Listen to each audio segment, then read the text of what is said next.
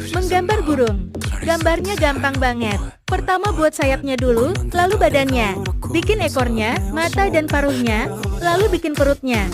Terakhir gambar kaki dan jambulnya. Saatnya diwarnai, aku pakai krayon Grebel. Krayonnya bagus dan empuk.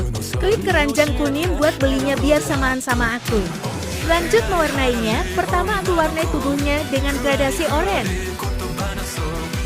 Lalu warnai perut, sayap dan ekornya dengan gradasi kuning. Bagus kah?